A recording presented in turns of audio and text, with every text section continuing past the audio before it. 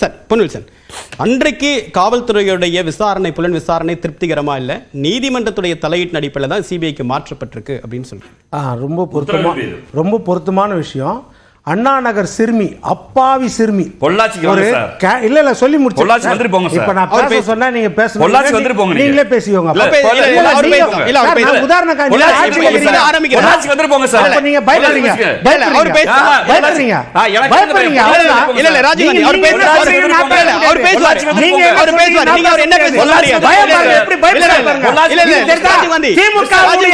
சாயம் வெளுக்கிறதா இல்லையா, கருத்து சொல்லுங்க. அண்ணா நகர் சிறுமி கயவன் பாலியல் தொல்லை கொடுத்தான், நீதிமன்றம் தானா எடுத்து சிபிஐ கொடுக்குது. கள்ளக்குறிச்சியில 70 பேர் கள்ளச்சாராயம் குடிச்சு மரணம், நீதிமன்றம் தானா வந்து சிபிஐ. ஆனா உச்ச நீதிமன்றத்துக்கு போறீங்க, இது சிபிஐ விசாரிக்க கூடாது. போனீங்களா இல்லையா? போனாரா எடப்பாடி? உச்ச நீதிமன்றத்துக்கு போனாரா? என்னன்னு முதல்ல பாத்தீங்கன்னா 24 எஃப்ஐஆர் போட்ட பிறகு 4 பேர் மேல அந்த முதல் பெண் குற்றம் சொன்னது 4 பேர் மேல அந்த வழக்கறிஞர் சொல்றார். 4 பேர் மேல 3 பேர் உடனடியாக கைது செய்யப்பட்டு, திருநாவுக்கரசு என்பவர் காங்கிரஸை சார்ந்தவர், மயூரா ஜெயக்குமார் காங்கிரஸ் தலைவர் கூட விசாரிக்கப்பட்டார். அவன் எஸ்கேப் ஆகி வீடியோ வெளியிடுறான், என் மேல எந்த தவறும் இல்லைன்னு. பிறகு அவனும் கைது செய்யப்படுகிறான். கைது செய்யப்பட்ட பிறகு 12 மார்ச், கிட்டத்தட்ட 20 நாள் தான், சிபிசிஐடி அதே மாதிரி எதிர்கட்சிகள்லாம் கேட்டதுக்கு இணங்க சிபிசிஐடிக்கு மாற்றப்படுகிறது. சிபிசிஐடிக்கு மாற்றப்பட்ட பிறகு நீதிமன்றம் கேக்குதோ எதிர்கட்சிகள் கேக்குதோ, உடனே எடப்பாடி என்ன செய்யறாரு? எல்லாரும் சார் நீங்க கேட்கலையா? நீங்க கேட்கலையா? அதுதான் சொல்றேன், இத கேளுங்க, சொல்றதே கேளுங்க. கேட்டது அதுதான் பயப்படுறாரு சார் அவர். நான் என்ன சார் அவரே பேசிட்டு அவர் டான் வரும்போது பேச, இது கேள்வி பதில் கிடையாது, நீங்க கிடையாது, விவாதம் இது. அமைதியா கருத்து வைங்க. அப்ப கேள்வி பதில் இல்ல, ராஜீவ் குறிக்கிட வேண்டாம், ராஜீவ் குறிக்கிட பேசி முடிச்சிட்டோம். அடுத்தது என்னன்னா 4 நாள்ல 16/3/2019 சிபிஐக்கு மாற்றப்படுகிறது. அடுத்து நீதிமன்றம் கேக்குதா, எனக்கு அதிகாரம் இருக்குதா, இன்டர்போலுக்கு மாத்த சொல்றீங்களா, மாத்திடலாம். எதிலுமே குறுக்க போல நீதிமன்றம் என்ன சொல்லுதோ அதை வந்து அப்படியே கேட்டு நீதிமன்றம் சொல்லி தானே சிபிஐக்கு மாத்துனாங்க. இதுல அதிமுகவுடைய ரோல் என்ன இருக்குன்னு கேக்குறேன். சொன்ன உச்ச நீதிமன்றத்துக்கு போல சார், சிபிஐ வேணான்னு உதாரணம் சொல்லி எந்த நீதிமன்றம் அதற்காக தான் சொன்னேன் நான். இத கேளுங்க, நான் கோர்ட் சொல்லி தானே போனாங்க. நான் சொல்றத நீங்க இத புரிஞ்சுக்கிறீங்களா இல்லையா? கோர்ட் தான் சொல்லுச்சு சார், கள்ளக்குறிச்சியில 70 பேர் மரணம், அவ்வளவுதான். சரி, அடுத்து சொல்லுச்சு, அடுத்து சொல்லி நீங்க கேட்டுக்கிட்டீங்களா? ஒரு அப்பாவி பெண், அதுதான் சொல்றாரு, 10 வயது சிறுமி பாலியல் வன்கொடுமை செய்யப்பட்டார். போக்சோ சட்டம் சிபிஐக்கு உச்சநீதிமன்றம் தானா வந்து கொடுத்துச்சு, நீதிமன்றம் தானா வந்து எடுத்து மனசாட்சி பிரகாரம் கொடுத்து. ஆனால் உச்சநீதிமன்றத்தை போய் உலகமாக வழக்கறிஞர்களை வச்சு வாதாடி நீங்கள் அது வந்து சிபிஐ வேணா எஸ்ஐடிக்கு மாற்றினீங்க. 25,000 அந்த பெண்ணின் பெற்றோருக்கு, ஏழை சிறுமியின் பெற்றோருக்கு நஷ்டஈடு கொடுங்கன்னு நீதிமன்றம் சொல்லிச்சா இல்லையா? அதுதான் சொல்கிறேன், ஒப்பிட்டு சொல்கிறேன் நான், அவ்வளோதான்.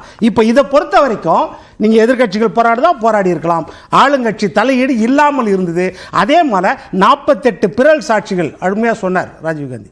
இந்த 48 பிறல் சாட்சிகள் இல்லாம அப்படியே அவங்க ஒரிஜினல் சாட்சி சொன்னாங்க. ஒருத்தர் கூட பிறல் சாட்சி பண்ணிச்சு. இத கேளுங்க, அதை உறுதி செய்தது திமுக அரசுன்றார் அவரு. அதுதான் சார் சொல்ல வரேன், நீங்க பேச விடுங்க. சொல்லுங்க. என்னன்னா அப்போ மற்ற வழக்குல பிறல் சாட்சி எல்லாம் இப்போ ஆயிடுச்சுன்னா அது இன்ஃப்ளூயன்ஸ் திமுகவா? மற்ற வழக்குல செந்தில் பாலாஜி வழக்குல எத்தனை பிறல் சாட்சிகள், அப்போ அதெல்லாம் வந்து திமுக காரணமா? அப்போ பிறல் சாட்சிகளுக்கு ஏத்துக்குவீங்களா? இல்ல சார், இல்ல அவர் என்ன சொல்றாருன்னா, ஒரு விசாரணை நடக்கும்போது அந்த பாதிக்கப்பட்டவர்களுக்கு உரிய பாதுகாப்பு கொடுக்கிறதும், அவங்களுக்கு நீதிமன்றம் வரைக்கும் போயிட்டு எந்த விதமான அச்சுறுத்தல் இல்லை அப்படின்னு உறுதி செய்யறதும் யாருடைய கடமை? ஜட்ஜ்மெண்ட்லயே சொல்லியிருக்காங்க.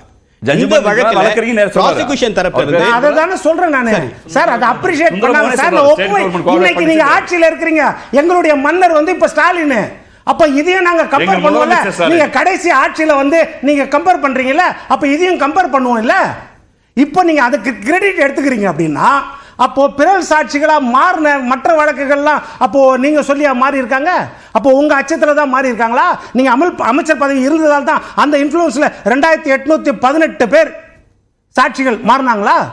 அந்த வழக்குல உச்சநீதிமன்றம் சொல்லுச்சா அமைச்சரா இருந்தால் நீங்க இன்ஃப்ளூயன்ஸ் பண்ணுவீங்க, அமைச்சர் பதவி வேணுமா அல்லது ஃப்ரீ பேடா இருக்க விரும்புறீங்களான்னு கேட்டுச்சா இல்லையா? அதனால நான் அதுக்குள்ள போல என்ன சொல்றேன்னா, இந்த வழக்கை பொறுத்த வரைக்கும் அந்த காட்டு மிராண்டிகள் அவங்க வந்து எந்த கட்சியும் கிடையாது.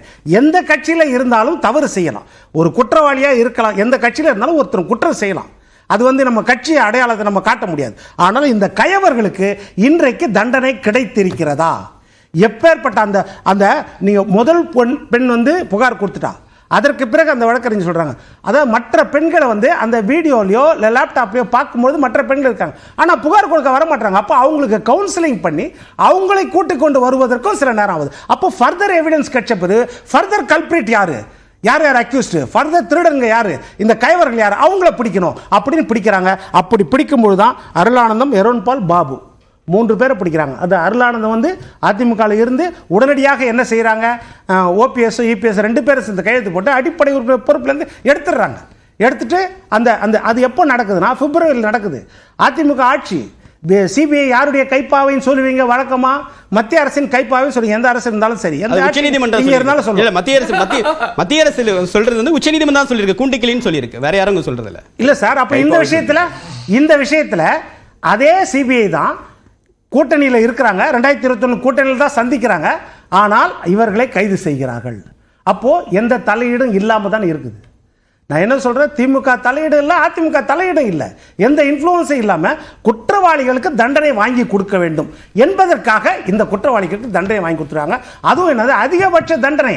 இப்போ இந்த செக்ஷன்களில் பார்த்தீங்கன்னா நீங்க அதிகபட்சம் 20 ஆண்டுகள், குறைந்தபட்சம் 20 ஆண்டுகள்.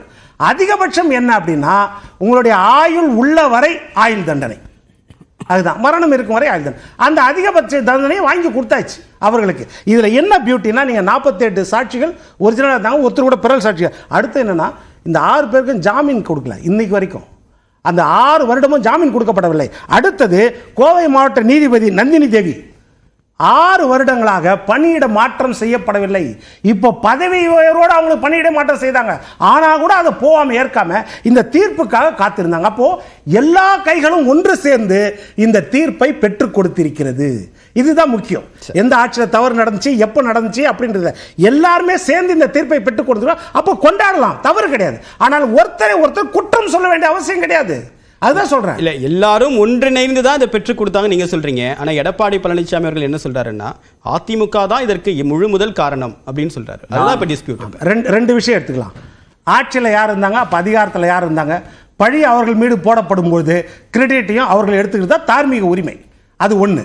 ரெண்டாவது விஷயம் என்ன சொல்றேன்னா, முதல்ல இதை துவங்கினது யாரு, ட்விட்டர்ல யார் போட்டது, சார்கள் வெட்கி தலை குனிய வேண்டும் போட்டது யாரு சொல்லுங்க? நம்ம முதலமைச்சர் தான் போட்டார். அப்போ அதுக்கு பதில் எதிர்வினை. இந்த பொள்ளாச்சி சம்பவம் நடந்தது எந்த ஆட்சியில? இந்த பொள்ளாச்சி சம்பவம்